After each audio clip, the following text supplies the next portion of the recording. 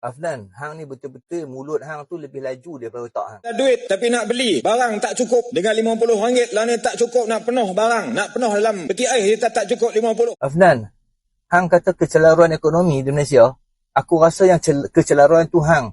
Hang hidup zaman bila ni Afnan? Bila hang kata RM50 hari ni beli barang tak boleh penuh peti ais. Hang duk cerita apa ni Afnan? Hang ni mabuk ketum ke, mabuk ganja ke, mabuk apa ni? Afnan, sejak bila RM50 tu boleh beli barang penuh peti ais?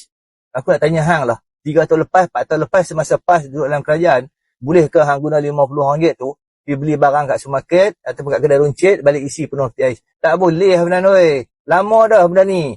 Hang ni duk cerita apa ni Afnan? Zaman hang ingat zaman bawa pergi sekolah bawa 2 kupang.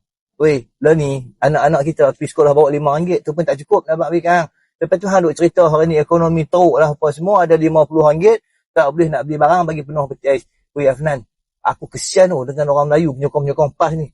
Mereka ni duk kena bodoh dengan hang tak habis-habis. Mereka ni tahu sebabnya benda ni RM50 ni manalah boleh beli barang keperluan bagi penuh peti ais, tak boleh. Tapi mereka terhasut dengan hang. Hang buat kepiah putih atas kepala, lepas tu hang duk pemuruh orang besar-besar ni Afnan. Jadi Afnan, kalau aku kata hang bodoh, korang kepala aku besar-besar ni. Tapi nak kata apa lagi kalau dah macam ni? Hang memang dasar hang, mulut hang lebih laju daripada otak. Itu ialah Afnan.